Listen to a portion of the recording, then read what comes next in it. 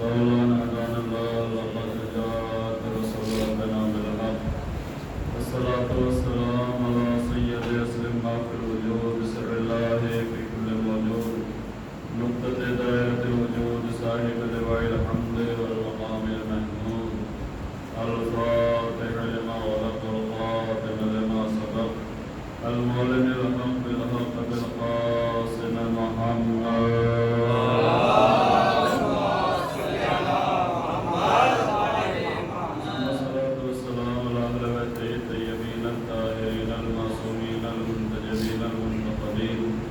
الذين عزم الله عنهم الرجس وطهرهم تطهيرا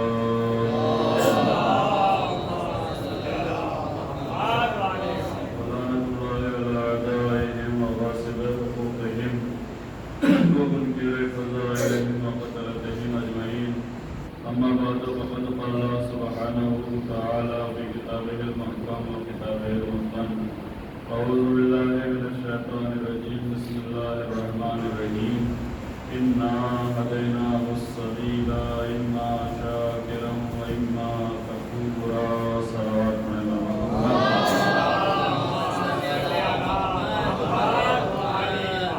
حضرت گرامی قدر سامعین معظم حوالیان ادائے کلام گزارش ہے کہ ایک مرتبہ سورہ حمد اور 3 مرتبہ سورہ اخلاص کی تلاوت فرما کر جملہ مومنین اور امید سے رکوع و سارے ثواب کرنا اللہم صل علی محمد اللہم صل علی محمد الحمدللہ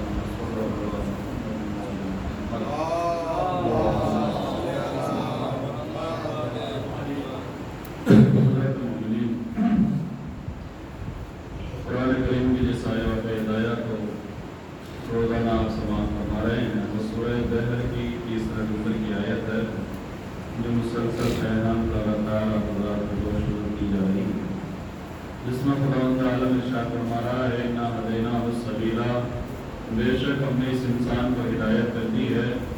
اب اس انسان کو دیکھا جائے گا کہ اما شاکرا و اما کفورا، یہ انسان ہماری اس ہدایت کے بدلے میں ہمارا شکر کرتا ہے یا ہماری نعمتوں کا انکار کرتا ہے. یعنی خداوند عالم نے یقیناً ہدایت کی ہے، اور ہدایت بھی حرف تاکید کے ساتھ کی ہے کہ انا ہدیناہ السبیلا. اس میں شک نہ کرنا کہ ہم نے انسان کی ہدایت نہیں کی، بلکہ ہم نے بے شک انسان کی ہدایت کی ہے. اور جب ہدایت کی ہے تو دیکھیے ہدایت کے بھی اللہ نے 2 انتظام رکھے ہیں. ایک ظاہری طور پر آنکھ سے دکھائی دینے والا سلسلہ ہے، انبیاء کو بھیجا، کتابوں کو بھیجا اور راستہ بتانے والوں کو بھیجا. اور ایک ہادی وہ تھا کہ جو اس انسان کے اندر رکھا، جو اس کا ضمیر کہا جاتا ہے، جو اس کا شعور کہا جاتا ہے. تو کسی شاعر کا شعر ہے کہ ارتکاب جرم پر جب ٹوک دیتا ہے ضمیر، در حقیقت یہ امام وقت کی آواز ہے. یہ جو اندر سے آواز آتی ہے کہ میں غلط کر رہا ہوں، یہ جو اندر سے آواز آتی ہے کہ میں صحیح کر رہا ہوں، اچھے کام پہ دل کی آواز کی یہ کام ہونا چاہیے اور برے کام پہ دل کی آواز کی یہ کام نہیں ہونا چاہیے، یہ در حقیقت اللہ نے کھاتی ہے جو انسان کے اندر رکھ دیا. اور ہدایت کا یہ انتظام اللہ نے مکمل فرمایا. پوری توجہ رکھے تھے کہ اگر انسان ہدایت کے راستے پہ چل رہا ہے تو عبادت کے راستے سے دور نہیں ہو سکتا ہے، اس لیے کہ ہدایت کا لازمی نتیجہ ہے کہ انسان عبادت کرے. اللہ نے یہ ہدایت اسی لیے کی ہے کہ یہ بھٹکا ہوا انسان راستے پہ آ جائے اور اس سے یہ شعور پیدا ہو جائے کہ یہ اس دنیا میں بیکار پیدا نہیں ہوا ہے. اللہ نے کسی بھی چیز کو بیکار نہیں پیدا کیا ہے.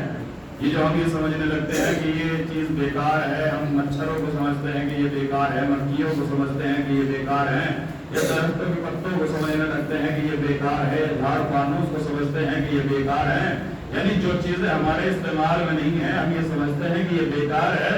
اللہ نے کوئی بھی چیز بیکار نہیں پیدا کی۔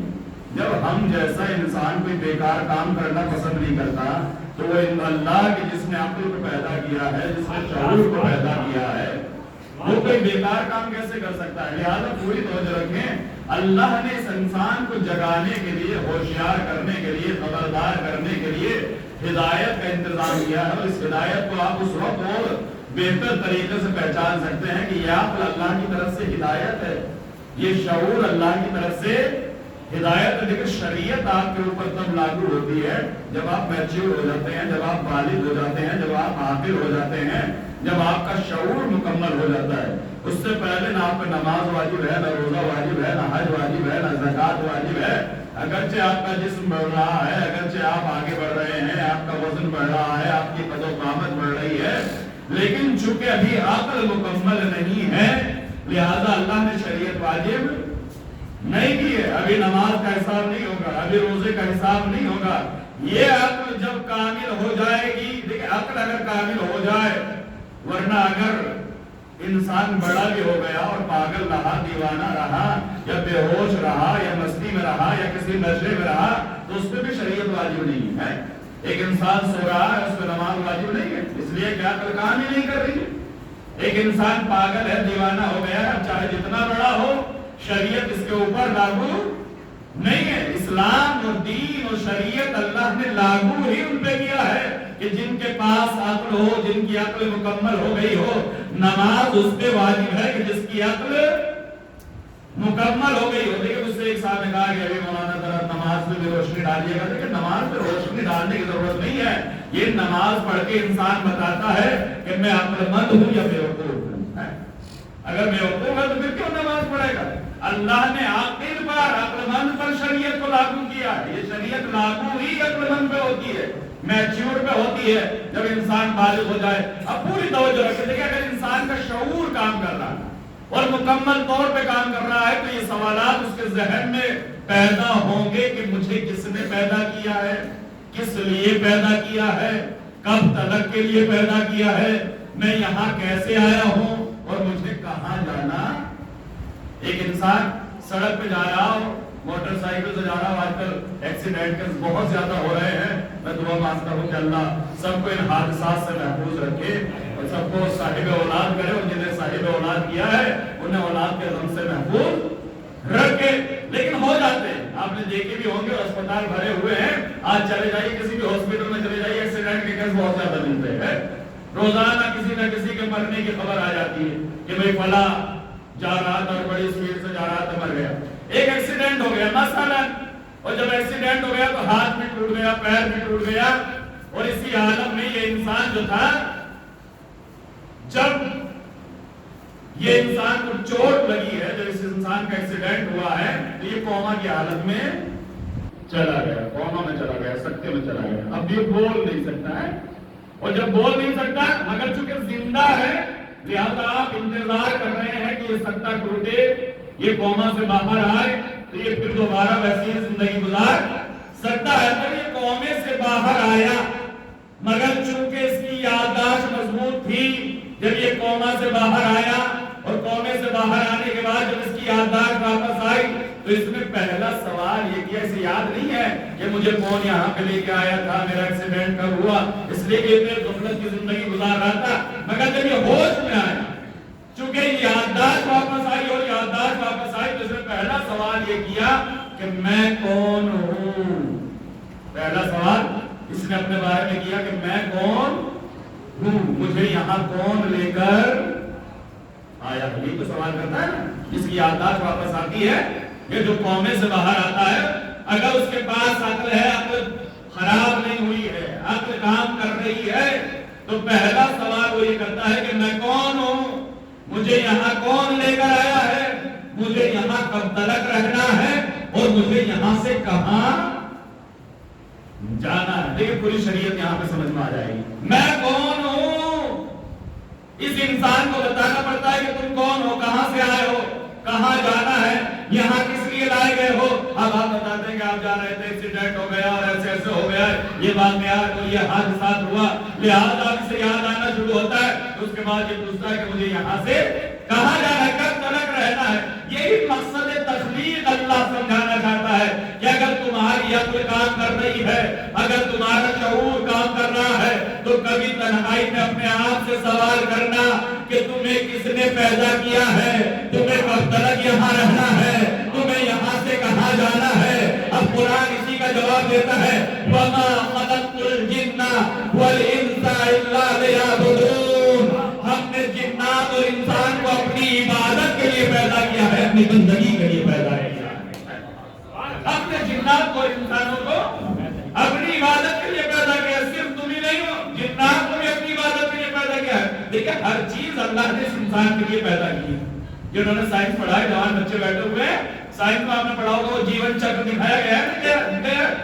जमीन है, जमीन से सब्जियां उगती हैं, सब्जियों को जानवर खाता है, जानवर को दूसरे जानवर खाते हैं, उस जानवर को इंसान खा लेता है, इंसान मर जाता है, उसे कीड़े मकोड़े खा लेते हैं, वो कीड़े मकोड़े से खाद बना देते हैं। यानी ये जीवन चक्र चल रहा है या नहीं चल रहा है। तो अगर जीवन चक्र यही हो तो इंसान की तस्वीर बेकार। लेकिन अल्लाह ने इन सब्जियों को इंसानों के लिए पैदा किया, हैवानों को इंसान के लिए पैदा किया, दरियाओं को इंसान के लिए पैदा किया, पहाड़ों को इंसान के लिए पैदा किया, आसमान को इंसान के लिए पैदा किया, चांद और सूरज को इंसान के लिए पैदा किया। पैदा किया या नहीं किया? ये सूरज किस लिए पैदा किया? ताकि तुम्हें रोशनी मिल सके। ये चांद किस लिए पैदा किया? ताकि तुम दिनों का शुमार कर सको, ताकि तुम्हें तारीखें मालूम हो सके। ये सूरज बनाया और ये रोशनी का इंतजाम किया। सिर्फ रोशनी नहीं है, सूरज तुम्हारी जिंदगी के लिए जरूरी है। सिर्फ रोशनी का मसला होता तो किसी भी चीज से रोशनी हो सकती थी, लेकिन इस सूरज को तुम्हारी जिंदगी के लिए जरूरी बनाया गया। जिस सोलर सिस्टम में, जिस सौर मंडल में तुम जिंदगी गुजार रहे हो, अगर सूरज को निकाल दिया जाए तो जिंदगी खत्म। सूरज का रोजाना निकलना जरूरी है। तुम्हें हीट की जरूरत है, तुम्हें ताकत की जरूरत है, तुम्हें विटामिन डी की जरूरत है, ये सब सूरज से मिल रहा है। तो सिर्फ रोशनी का मसला नहीं है। अल्लाह ने ये सूरज तुम्हारे लिए पैदा किया, ये दरिया तुम्हारे लिए बहाए ताकि तुम इनमें तैर सको, ताकि तुम इनके जरिए से सफर तय कर सको। ये हवाएं चलाई ताकि तुम लम्हों में सदियों का सफर तय कर सको। ये सब तुम्हारे लिए है या नहीं? कुरान कह रहा है सखर लकुम शम्सा वल कमर, हमने सूरज का इख्तियार भी तुम्हें दे दिया, हमने चांद का इख्तियार भी तुम्हें दे दिया। सखर लकुमुल अनहार, हमने नहरों का इख्तियार भी तुम्हें दे दिया। सखर लकुम मा फिस समावाति वल अर्द, जमीन और आसमान में जो कुछ भी है उसका इख्तियार हमने तुम्हें दे दिया है। तो जब सब कुछ अल्लाह ने हमारे लिए बनाया है, सूरज से पूछो तो सूरज कहेगा कि तेरे लिए बनाया गया हूँ। चांद से पूछो तो कहेगा इंसान तेरे लिए बनाया गया हूँ। सैयारों से पूछो तो ये सैयारे कहेंगे कि तेरे लिए बनाया गया हूँ। इस सौर मंडल से पूछोगे तो ये कहेगा कि तेरे लिए बनाया गया हूँ। हवाओं से पूछोगे तो कहेंगे कि तेरे लिए बनाए गई हूँ। पेड़ों से पूछोगे तो पेड़ कहेंगे कि तुम्हारे लिए बनाए गए हूँ। दरियाओं से पूछोगे तो दरिया कहेंगे कि तुम्हारे लिए बहाई गई हूँ। तो जब सारी चीजें हमारे लिए बनाई गई है तो हमें भी तो अपने आप से सवाल करनी चाहिए कि हमें किस लिए बनाया गया है। जिसके लिए इतनी कीमतें लगाई गई हो, जिसके लिए अल्लाह ने इतना इन्वेस्टमेंट किया हो, जिसके लिए अल्लाह ने इतनी चीजों को पैदा किया हो कि पानी पैदा किया, हवा पैदा की, जमीन पैदा की, ये सूरज पैदा किया, ये आसमान पैदा किया। इमाम फरमाते हैं ये कायनात अल्लाह को पहचानने के लिए किताबें पढ़ने की जरूरत नहीं है। इस किताबे कायनात को पढ़ो, इस संसार को देखो, इस यूनिवर्स को देखो, इस कायनात को देखो। इसकी हर सत्र पे अल्लाह लिखा हुआ है। ये हर सत्र पुकार के कह रही है कि हमें किसी ने पैदा किया है, हमें किसी ने तख्लीक किया है। अब पूरी तवज्जो रखिए किताबे कायनात। इमाम फरमाते, छठे इमाम अपने सहाबी मुफस्सिर से कहते हैं कि जैसे तुम्हारे यहाँ कोई मेहमान आता है, तुम उसे कमरे में ले जाते हो, पानी का इंतजाम करते हो, लाइट का इंतजाम करते हो, फर्श का इंतजाम करते हो, छत का इंतजाम करते हो, नूर का इंतजाम करते हो, ठंडी हवाओं का इंतजाम करते हो या नहीं करते हो? इंसान तेरे लिए अल्लाह ने ऐसे ही इंतजाम किया है कि तुझे पैदा करने से पहले अल्लाह ने हर चीज फराहम कर दी। पानी बहाया है, हवाओं को चलाया है, जमीन का फर्श बिछाया है, आसमान का शामियाना लगाया है, चांद और सूरज की तंजीमें रोशन की है ताकि तुझे आराम मिल सके। तो तुझे पूछना चाहिए कि जब ये सारी चीजें मेरे लिए पैदा की गई है तो ऐ मेरे परवरदिगार मुझे किस लिए पैदा किया है? तो कुरान इस सवाल का जवाब देता है, वमा खलक़तुल जिन्ना वल इंसा इल्ला लियअबुदून। हमने तुम्हें इबादत के लिए पैदा किया है, बंदगी के लिए पैदा किया, अपनी पूजा के लिए पैदा किया, अल्लाह को याद करने के लिए पैदा किया। ये मकसद तकलीफ कि अगर हम इस मकसद तकलीफ को समझ जाए, लेकिन चूंकि हमारे अंदर अभी अब्दियत के जौहर पैदा नहीं हो रहे, हम अपने आप को नहीं पहचान पा रहे। वो सवाल जो एक कौमा से निकलने वाला अपने आप से पूछता है, लोगों से पूछता है कि मैं कौन हूँ, वो सवाल हमें अपने आप से करना चाहिए कि मैं कौन हूँ, मैं कौन हूँ? आजाद हूँ, गुलाम हूँ, मुझे किसी ने पैदा किया है या खुद पैदा हो गया हूँ? खुद कोई चीज पैदा नहीं हुई है। आप याद रखिएगा कि खुद कोई चीज पैदा नहीं हुई। अल्लामा हिल्ली का जमाना, बहुत बड़े आलिम गुजरे अल्लामा हिल्ली, इतने बड़े आलिम गुजरे हैं कि मैच्योर होने से पहले, व्यक्त होने से पहले, बालिग होने से पहले दर्जाए इस्तिहाद पे फायद हो गए थे। इस लायक हो गए थे कि लोग उनकी तकलीफ कर सके। इतना बड़ा आलिम, उस दौर में लोग खुदा का इनकार कर रहे थे, किसी को मानने के लिए तैयार नहीं थे। बिग बैंग की थ्योरी चल रही थी कि ये दुनिया खुद ब खुद वजूद में, ये आज के पढ़े लिखे लोग नहीं कह रहे कि दुनिया खुद ब खुद वजूद में आ गई, ये पहले से नारा चला आ रहा है। जिनकी फितरतें दब जाती हैं, जो अल्लाह की आवाज को बुझाना चाहते हैं, वो ये कहते हैं कि ये दुनिया खुद बन गई है, खुद नहीं बनी है।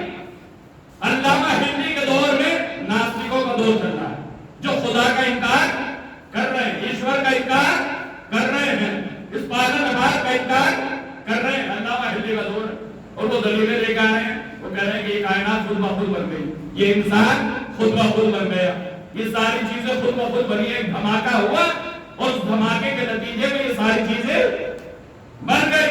अब सब के सब जो जिस मजहब का था, अपने मजहब को छोड़ के अल्लाह का इनकार कर रहा है, खुदा का इनकार कर रहा है, ईश्वर का इनकार कर रहा है। एक पूरी हवा चल रही है, जैसे यहाँ भी एक दौर में हवा आई थी कि सब कम्युनिस्ट होते चले जा रहे, कम्युनिज्म की तरफ जा रहे, नास्तिक होते चले जा रहे, हर धर्म अपने धर्म का इनकार कर रहा है, धर्म के अनुयायी धर्म से फरार कर रहे।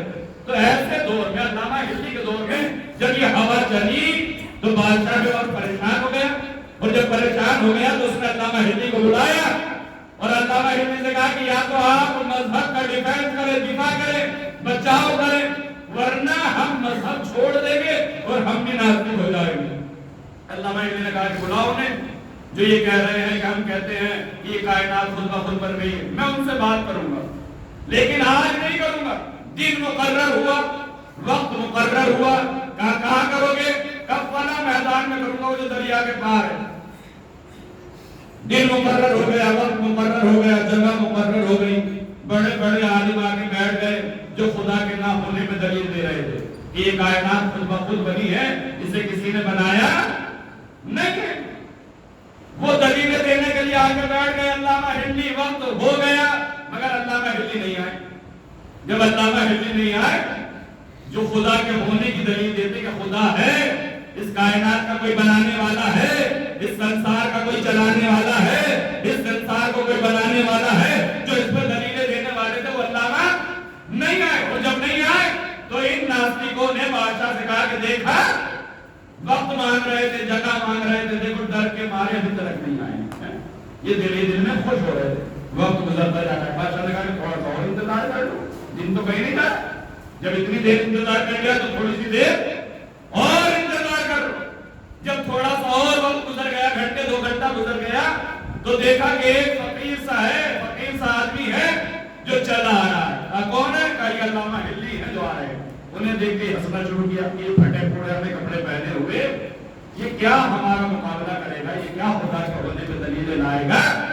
लिहाजा बादशाह वक्त को गुस्सा आया। बादशाह वक्त ने कहा कि अल्लामा, जगह तुम्हारे कहने से मुकर्रर हुई थी, वक्त तुम्हारे कहने से रखा गया था, तारीख तुम्हारे कहने से रखी गई थी, मगर वक्त पे तुम हाजिर नहीं हो, क्या वजह है? तो अल्लामा हिल्ली ने कहा कि बादशाह सलामत, माफी चाहता हूँ, जान की अमान चाहता हूँ, मैं क्या करूँ? मैं तो वक्त पे आना चाहता था, मगर मेरा घर दरिया के उस पार है, और मैं दरिया के उस पार से जब भी आता हूँ यहाँ तो कश्ती में बैठकर आता हूँ, मगर क्या करूँ? आज जब मैं आना चाहता था तो कोई कश्ती मौजूद, न कोई मल्ला था, न कोई कश्ती थी, न कोई साहिबान था, कुछ नहीं था जो मुझे यहाँ तक पहुंचाता। लिहाजा जब कोई मौजूद नहीं था तो बादशाह सलामत मैं इंतजार करता रहा, कोई कश्ती नहीं आई। इतने में मैंने देखा कि आसमान से एक पटरा गिरा, और उस पटरे के बराबर में फिर एक और पटरा गिरा, उस पटरे के बराबर में एक और पटरा गिरा, और वो पटरे आपस में मिलना शुरू हुए। फिर आसमान से कीले गिरी, और जब कीले गिरी तो आसमान से हथौड़ा भी गिरा, और वो हथौड़ा उन कीलों पे लगता चला गया, और मैं देखता रहा कि कश्ती तैयार हो गई। मैं उस कश्ती पे बैठ गया, ना उस कश्ती का कोई चलाने वाला था, मगर वो कश्ती खुद ब खुद चलने लगी, और जब चलने लगी तो मुझे दरिया के इस किनारे पर पहुंचा दिया। तो मैं आपकी खिदमत में आ गया। अब इसमें मेरा क्या कसूर है? अभी अल्लामा हिल्ली ये वाक़या बयान कर रहे थे कि वो नास्तिक हंसने लगे, का अजीब बेवकूफ आदमी को, अजीब अहमक आदमी को, अजीब पागल आदमी को हमसे मुकाबला करने के लिए बुलाया है। अरे ये कैसी बातें कर रहा है? कहीं पटरे भी अपने आप गिरा करते हैं, कहीं कश्ती भी अपने आप बना करती है, कहीं कश्ती भी अपने आप चला करती है।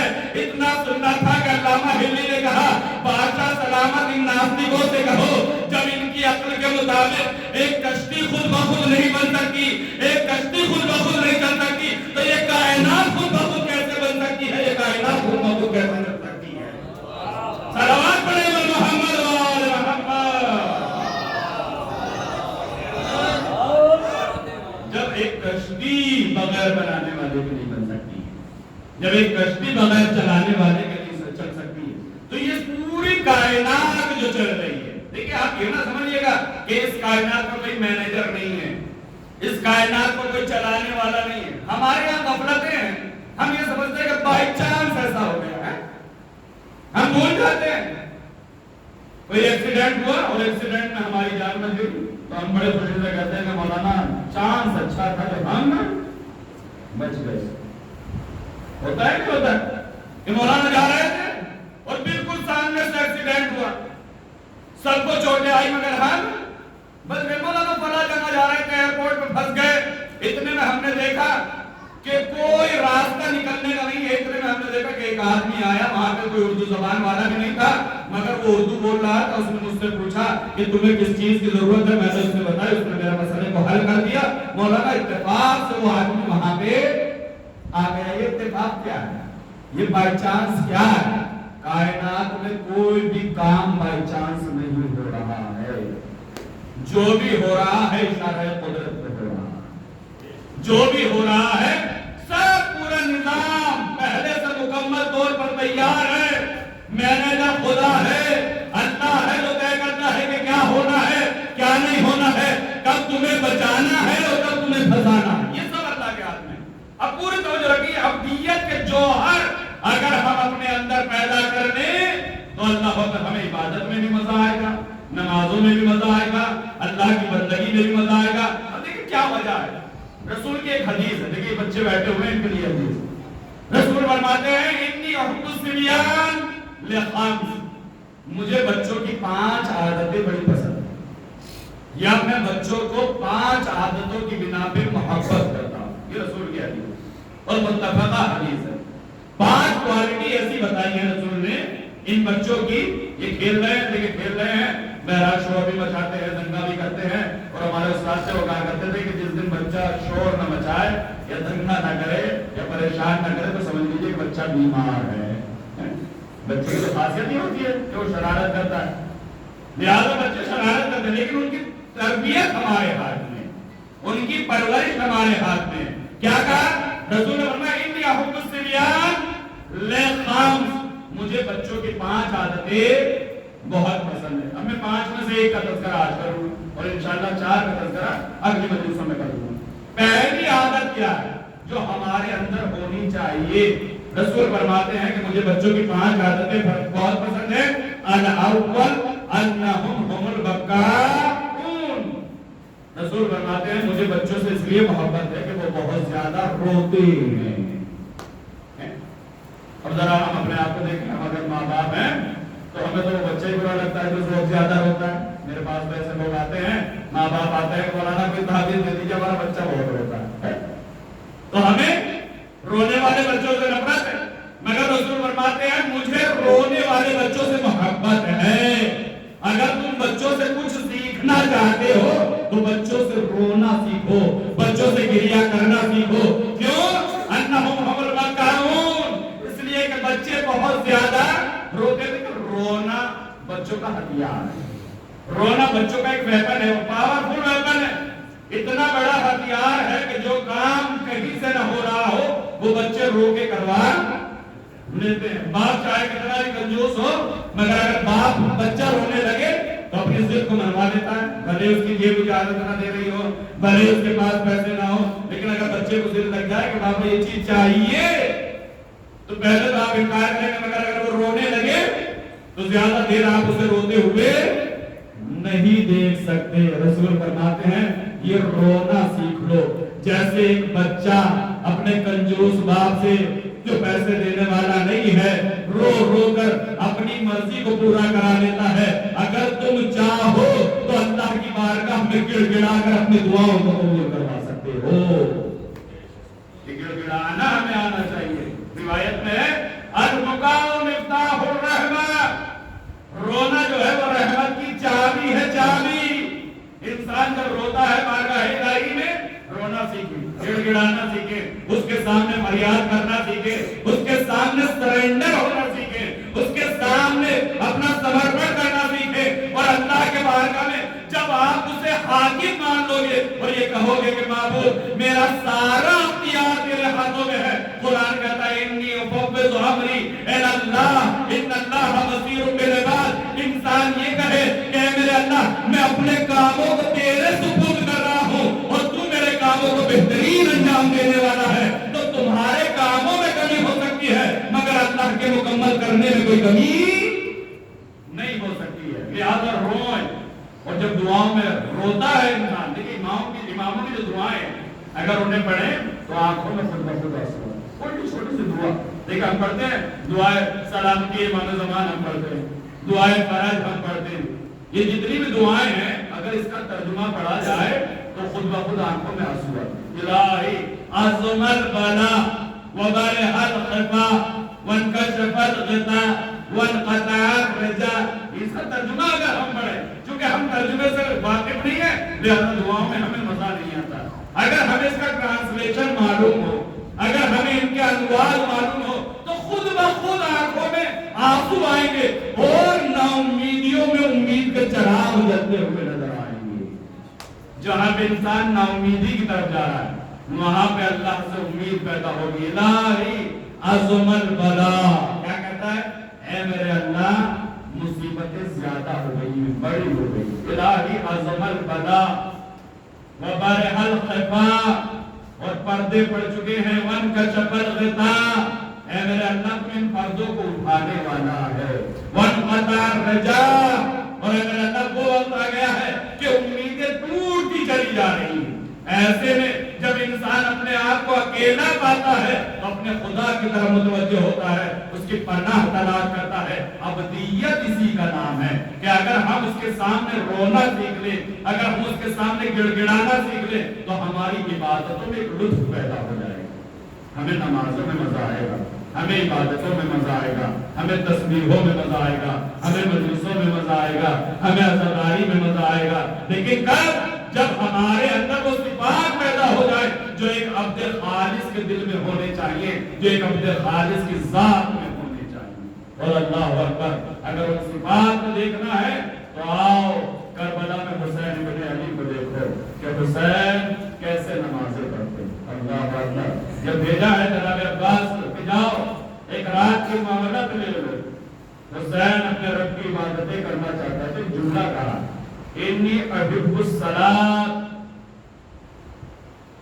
اس لیے ایک رات کی مہلت مانگو کہ حسین کو نمازوں سے عشق ہے, حسین کو نمازوں سے محبت ہے, حسین ذکر پروردگار سے پیار کرتا ہے, حسین बगैर जिक्र परवरदिगार के जिंदा नहीं रह सकता। हुसैन के लिए जिक्र परवरदिगार ऐसे है जैसे एक मछली के लिए पानी हुआ करता है कि मछली जब तक पानी में है तो जिंदा है। हुसैन जिक्र परवरदिगार को अपनी हयात की अलामत बना रहे हैं। एक रात की मोहलत ली गई और तारीख ये बताती है, हमीद इब्न मुस्लिम कहता है कि हुसैन के खेमों से ऐसी आवाजें आ रही थी जैसे मधुमक्खी के छत्ते से आती है कि जो आवाज टूटती नहीं है, आवाज एक दूसरे से मिली हुई होती है।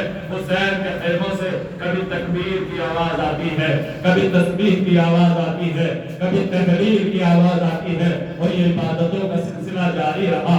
तारीख बताती है सुबह आशूर नमूदार हुई और जब सुबह आशूर नमूदार हुई तो रिवायत ये कहती है कि सुबह का सूरज निकलने से पहले हुसैन ने अपने लश्कर को तैयार कर लिया है। अब एक एक जाता है, हुसैन एक एक का लाशा उठा के ला रहे हैं।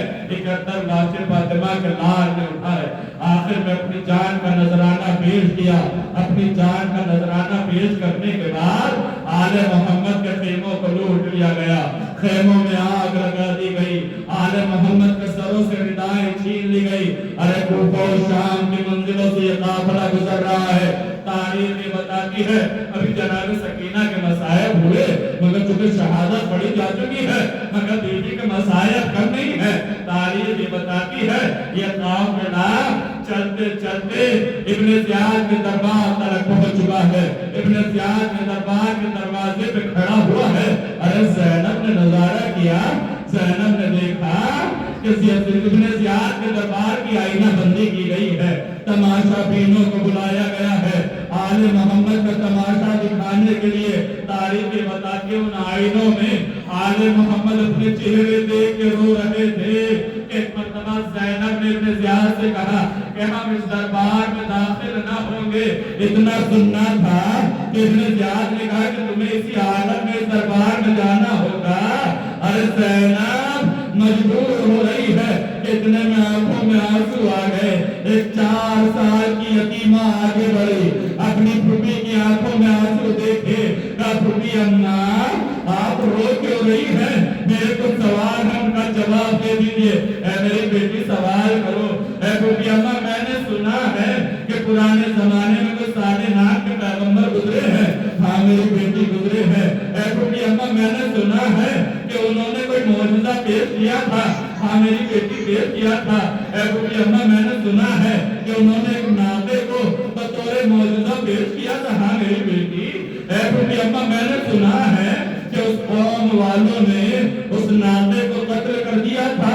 हाँ मेरी बेटी ऐसे ही हुआ था। फूफी अम्मा उस नाते का कोई बच्चा था। हाँ मेरी बेटी था। बेटी मेरी बेटी ये सवाल क्यों कर रही हो? फूफी अम्मा एक सवाल और है, जरा उसका जवाब दे दो। जब उस नाते साले को कत्ल कर दिया गया तो उसका बच्चा अरे पहाड़ी पे गया, अल्लाह की बारगाह में फरियाद की। अल्लाह ने अपना गज़ब नाज़िल किया, उस कौम पे अज़ाब नाज़िल किया, उस कौम को खत्म कर दिया। हाँ मेरी बेटी ऐसा हुआ, मगर तुम ये सवाल क्यों कर रही हो? अरे सकीना हाथों को जोड़ के कहती है ऐ फूफी अम्मा अरे क्या मेरी मंजिलत नाते साले के बच्चे से भी कम है? ऐ फूफी अम्मा इन जालिमों ने मेरे बाबा को कत्ल कर डाला। ऐ फूफी अम्मा मैं बद्दुआ के लिए हाथ उठाती हूँ, आप आमीन कहना, अल्लाह अज़ाब नाज़िल करेगा। अरे ज़ैनब की निगाहों में आंसू थे। ज़ैनब ने अपना सर उठाया, क्या देखा भैया की निगाहों में आंसू है। कहा मेरे माताए हुसैन अरे हर मुसीबत बर्दाश्त कर लूंगी मगर तेरी आंखों में आंसू बर्दाश्त न होंगे। मेरे भैया आंखों में आंसू क्यों आ गए? आवाज आई बहन अरे सकीना से कहो बद्दुआ न करना वरना हमारी शहादत राय पर चली जाएगी। बहन अरे सकीना से कहो इसी हाल में दरबार में दाखिल हो, मुसीबतों पे सब्र करना होगा। ज़ैनब ने सकीना को साथ लिया। अल्लाह लानत अल्लाह अला कौम ज़ालिमीन सयालम रज़ीना ज़लमु यमन क़लबी यनक़लिबून। मौलाना की जवाब सचा तमासुहीन अलैहिस्सलाम का हमारे इस मुख्तसर से इबादत को कबूल फरमाए। मौलाना मुनगार